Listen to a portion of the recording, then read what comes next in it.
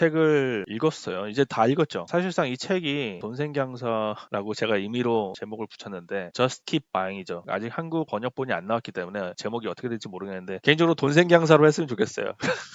뭐 그렇게 할 것 같진 않은데 어쨌든 그냥 계속 살아죠. 그냥 계속 살아. 근데 이 책을 다 끝냈는데 읽기가 되게 쉽더라고요. 실용서 같은 느낌이 있어가지고 금방 읽혔어요. 그래서 이제 그 중에서 인상 깊게 봤던 것들을 몇 개를 나누고 싶은데요. 저희가 옛날에도 했던 말이 똑같이 나오는데 주식을 만약에 한다면 오늘같이 뭐 4% 떨어지고 오늘뿐만 아니죠. 이번 1년 동안 2022년이 굉장히 힘들잖아요. 근데 여기 나와 있는 그림이 각 연도당 최대 하락폭이에요. 그러니까 전고점 대비 연초에서 연 마지막까지 이렇게 1년을 보는 게 아니라 그 중간에 얼마만큼 많이 떨어졌나 맥시멈 드로다운을 그린 건데 뭐 지금까지 한 번도 플러스인 적이 없죠. 매년 시장은 항상 이렇게 떨어졌습니다. 기본적으로 10% 이내인 적도 많았지만 대부분 한 10% 이상이었고 뭐 20%, 30%, 50%까지 간 적도 있었네요. 심지어 2008년이군요. 서프라임 때. 근데 이런 변동성은 그냥 주식을 하면 당연한 겁니다. 당연한 건데. 근데 이제 이런 변동성을 겪고 이렇게 하다 보면 뭐 조정이 오는 건 알겠는데 항상 걱정은 지금 하락한 게 더 크게 하락하면 어떡해야지 이런 거잖아요. 지금도 사실상 올해도 최근 한 10년처럼 빨리 반등하고 이런 게 이번에 잘 안 일어나고 있잖아요. 근데 이게 더 걱정이 되는 거는 지금 현재 이런 하락세가 베어마켓으로 접어들어가지고 진짜 경기 침체랑 묶여서 항상 이런 금리 인상 사이클에서 리세션이 동반이 되는 경우가 많았거든요. 근데 그 중에서 소프트 랜딩이라고 그러죠. 그러니까 경기 침체가 일어나지 않으면서 금리 인상 사이클을 마무리하는 그런 게 있긴 있었어요. 대부분 리세션으로 끝났는데 근데 이제 파월 의장은 그걸 목표로 하고 있는 거죠. 연착륙을 하겠다. 소프트 랜딩을 하겠다. 그거를 여러 번 얘기했었어요. 근데 그래도 걱정이 되잖아요. 파월이 뭐라고. 사실 뭐 작년만 하더라도 인플레이션 이거 굉장히 일시적인 거다. 템퍼러리하다. 일시적인 거니까 뭐 걱정하지 말아라 했는데 말 싹 바꿔가지고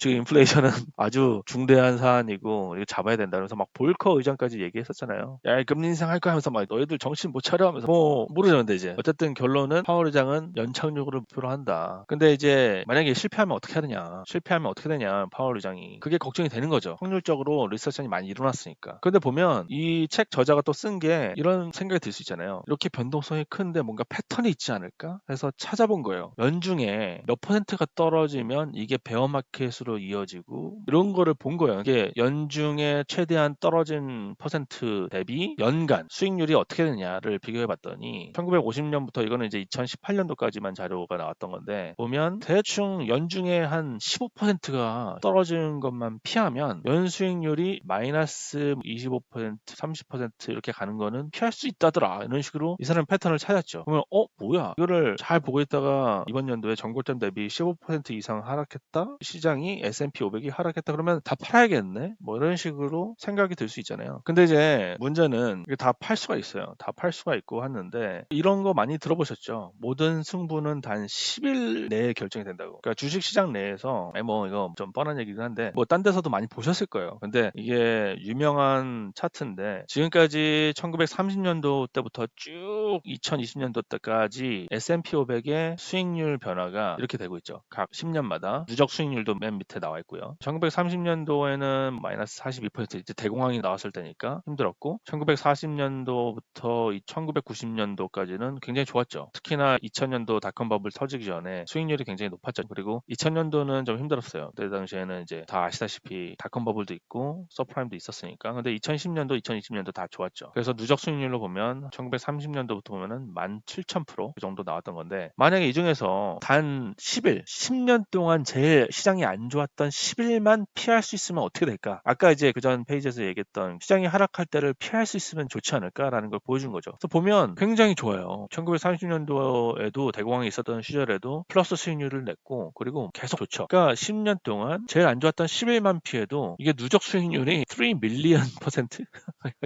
엄청난 거죠. 그런데 이제 반대로 가장 좋았던 10일 있잖아요. 가장 좋았던 10일을 만약에 우리가 투자를 못했다. 그러면은 굉장히 안 좋죠. 1930년도부터 2020년까지 투자를 했는데 28%밖에 안 돼. 28% 누적 수익률이. 이게 뭔 말이야? 이게 70년 동안 투자했는데 28% 그러니까 각 10년 단위로 제일 좋았던 10일만 투자를 안 했어도 이렇게 되는 거예요. 그럼 만약에 제일 안 좋았던 10일은 제일 좋았던 10일 동안 투자를 안 했으면 한 27,000% 나은 거죠. 근데 이거 보면은 뭐야 결국은 잘 피해야겠네. 잘 피해야지 3 밀리언 퍼센트를 달성할 수 있겠네. 이런 생각이 들 수 있잖아요. 근데 보면 이 단 10일이 중요해. 단 10일. 이거 단 10일을 저희가 타이밍에 할 수 있을까요? 그게 제일 핵심입니다, 사실. 여기 보시면은 이제 1998년도 이후에 시장의 변화를 본 건데 2008년도 서프라임이 있었죠. 근데 이 당시에 최악의 10일을 만약에 피했다면 제일 좋았겠죠. 뭐 10만 불을 제일 안 좋은 10일을 딱 피해서 넣고 다시 주식에 올인했을 때 50만 불 정도로 늘어난 거죠. 이 1998년부터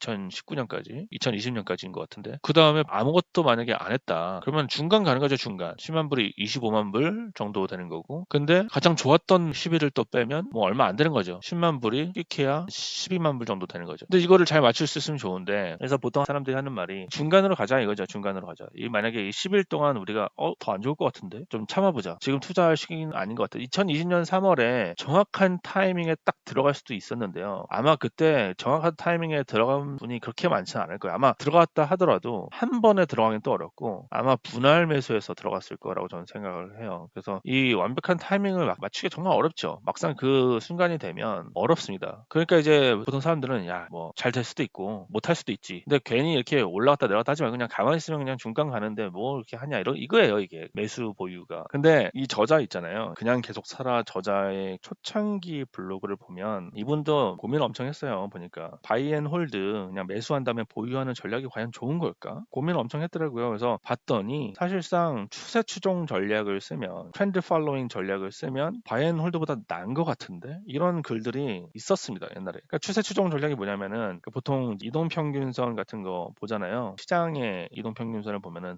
이 친구는 이제 12개월 이평선이랑 비교를 해가지고 뭐 200일 선을 보는 경우도 많아요. 근데 한마디로 지금 가격이 지금 이동 평균선보다 높으면, 그러니까 어떻게 보면은 시장이 되게 굉장히 좋은 거죠. 원래보다도 비정상으로 좋은 건데 이제 워렌 버핏님 같은 경우는 이 반대죠. 반대로 현금을 이때 쌓아두시죠, 오히려. 그런데 그 반대인 거죠. 장이 좋을 때 더 계속 사고 그래서 주식 그냥 보유하는 거죠. 사든지 보유하는 거지. 그리고 반대로 만약에 이평선보다 가격이 내려갔다. 그러면은 지금 추세가 안 좋구나 이러면서 주식을 매도해서 현금이나 채권에 몰빵을 하는 거죠. 그래서 실제로 이 사람이 1900년도 이렇게 쭉 분석을 해보니까 이 추세 추종 전략이 좋다 이거예요. 그러니까 한마디로 지금 뭔가 추세가 안 좋을 때 지금 가격이 내려가는 것 같은데 그럼 이따 빠져야지. 그래서 현금으로 다 돌리자. 현금으로 다 돌려버리자라고 했을 때가 더 결과가 좋았다는 거예요. 그래서 이 사람이 이거 바이앤홀드보다도 추세 추종 잘하면은 이게 더 나은 것 같은데라고 고민하는 흔적들이 있습니다. 이제 문제는 이 추세 추종의 문제가 근데 뭐냐면 이 시기마다 다르다는 거예요. 아까 이제 1900년도부터 쫙 보여줬는데 이제 롱텀 왔을 때 그렇게 됐다는 거지. 이게 시기마다 어떤 시기는 이 추세 추종 전략을 하잖아요. 그럼 이제 변동성이 뭐 계속 이렇게 막 오래 가고 이러면 좋은데 그냥 갑자기 확 버블처럼 올라가는 경우가 있어요. 그런 게 이제 문제가 될 수 있다는 거죠. 너무 빨리 현금화 할 수도 있다는 거죠. 그래서 이 사람이 나중에 결국은 깨달은 게 바이앤홀드 그냥 매수한 다음에 보유하는 것도 좋지만 만약에 돈생 장사를 한다면 계속 산다면, 그러니까 지금까지 산 거는 그냥 놔두고 앞으로 올 것들을 계속 살 수가 있다면 어떨까라고 고민을 하면서 그게 제일 낫다고 이 사람은 결론을 내렸어요. 추세 조정 이런 거 타이밍하는 거 어렵고 정말 알고리즘 자기가 코딩을 짜가지고 막 한다 하더라도 결론적으로는 계속 사는 거를 이길 수가 없다, 쉽지 않다라고 하면서 여기서 나오는 챕터 중에 하나가 또 리세션이 왔을 때 어떻게 사냐. 지난번에 잠깐 얘기를 했었는데 이 사람이 한 얘기를 좀 더 깊이 들어가 보면 이 글이 언제 이 사람이 쓴 거냐면은 책에도 나와 있지만 이게 2020년 3월 23일인가에 딱 쓴 글이에요. 그때가 거의 최저점이었을 때거든요. 마이너스 30% 넘어간 상태에서 글을 쓴 거죠. 근데 지금까지 일어났던 모든 리세션을 보자 하면서 리뷰를 한 거예요. 근데 보면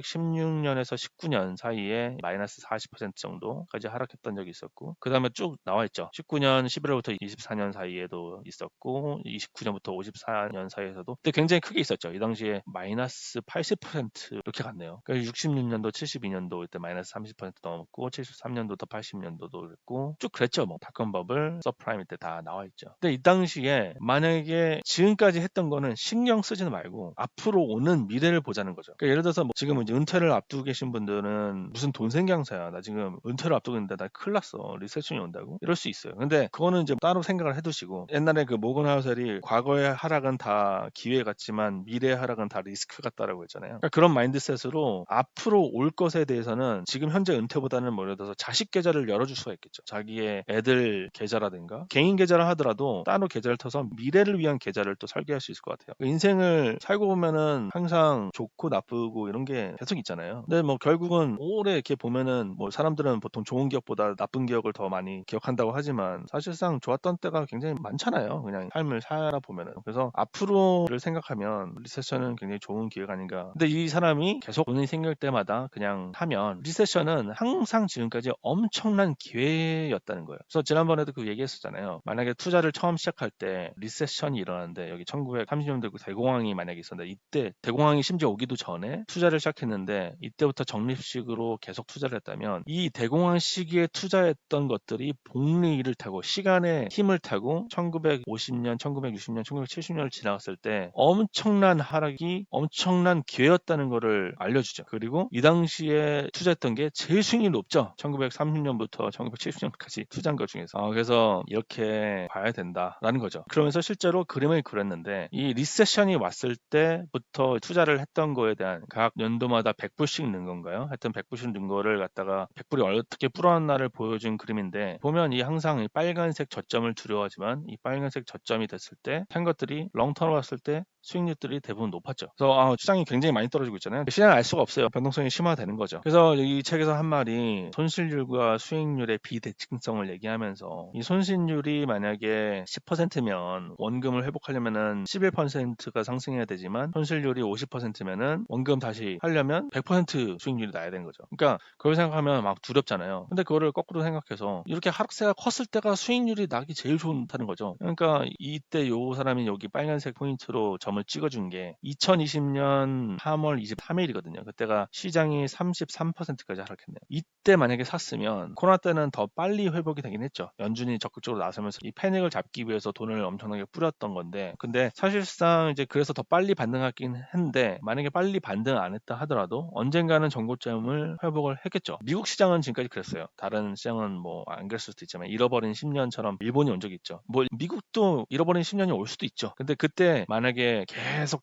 샀는데 원금까지 회복이 됐다. 그러면 수익률이 굉장히 높은 거죠. 그리고 그 전고점을 더 뚫고 올라가면 수익률은 더 높아지는 거죠. 이제 거기다가 또 시간의 힘까지 타는 거니까. 그래서 그런 생각을 했습니다. 그래서 여기서 다시 한번 이제 뼈 좀 맞아보죠. 여기 피터 린치 아시죠? 피터 린치가 뭐 이런 짤들 많이 돌잖아요. 야구 방망이 들고 너 좀 뼈 좀 맞아보자. 막 쌍권총 들고 막 그러잖아요. 근데 이분이 한 말이 마이너스 100%가 두렵니? 나는 햄버거 못 먹는 게 더 두려운데? 라고 한 말이 있었거든요. 그게 중요한 거죠, 사실상. 그러니까 더 큰 그림을 보는 거죠. 저희는 지금 오늘 시장이 하락하고 이런 거에 대해서 당장 눈앞에 자산이 떨어지고 있네라고 마음이 흔들리지만 어떻게 보면 더 큰 그림을 못 보는 거죠. 더 욕심이 없는 걸 수도 있어요. 그러니까 농부가 잡초인 줄 알고 뽑았는데 결국 좋은 작물을 뽑아내는 거랑 비슷할 수가 있죠. 그리고 제가 최근에 신사임당 영상을 보다가 정말 동감하는 게 있어가지고 제가 이거를 가져왔는데 손해를 보더라도 자산을 사는 게 낫다라고 이분은 생각한다 하더라고요. 근데 저 이거에 굉장히 동감합니다. 굉장히 동감하고 지난번에 얘기했듯이 나 지금 강남부동산이 원래는 뭐 20억이었는데 지금 15억이 됐어. 죽을 것 같아. 막 이거는 아닌 것 같아요. 차라리 내가 강남부동산이 이번에 하나 또 샀어. 뭐 떨어지겠지. 뭐 그런 게 더 나은 것 같다는 저는 생각을 했습니다. S&P 500을 샀어. 떨어졌네. 근데 초장기적으로 봤을 때 현금을 들고 있는 것보다 자산을 사는 게 나은 것 같은데? 라고 저는 생각했는데 이거에 대해서 굉장히 공감을 해가지고 가져왔고요. 호머가 어저께 저희가 옛날에 했던 말을 또 하더라고요. 40년 전 부모님이 돌반지 대신 미국 주식을 사줬다면 이런 말을 했는데 옛날 글을 다시 이제 한번 봤거든요. 근데 저희가 그냥 뻔하게 아는 기업들 있잖아요. 그러니까 지나고 보면은 그게 기회였는지 누가 몰라요. 여기 보면은 40년 전에 돌반지가 한 7만 원 정도 했더라고요. 대충 평균 정도 가져오면은 그거를 2021년에 제가 썼던 글인데 그때 가격으로 비교를 했더니 금도 3.6배가 돼가지고 25만 원어치가 됐더라고요. 그런데 뭐 나이키 143배가 됐죠. 뭐 이스트팩, 잔스포츠, 스프림 뭐 이런 걸로 유명한 VF 코퍼레이션 있잖아요. 그 179배가 됐어요. 스팸 파는 소멜푸드도 198배가 됐고요. 뭐 셀 수도 없죠. 코스코, 월마트, 로우스 이런 게 다 7만 원이 몇 천만 원이 됐다니까요. 그리고 애플이야 뭐 말할 것도 없죠. 8천만 원 정도 됐고 홈디포 어저께 14,000배 정도 올랐다고 이렇게 얘기했었는데 7만 원이 9억까지 올랐습니다. 9억. 하여튼 이런 생각을 했고요. 저희가 아황이 요새 꽂힌 가수입니다. 장기야. 모르겠어요. 이분이 주식 투자를 하는지 안 하는지 모르겠는데 이분은 만약에 한다면 진짜 잘할 것 같아요. 진짜 잘할 것 같고 가만히 있으면 되는데 자꾸만 뭘 그렇게 하려고 그래. 이게 참 기억에 많이 남아요. 국기번탑 맞습니다. 국기번탑. When your time comes, don't postpone it. When others down and out, you don't condone it.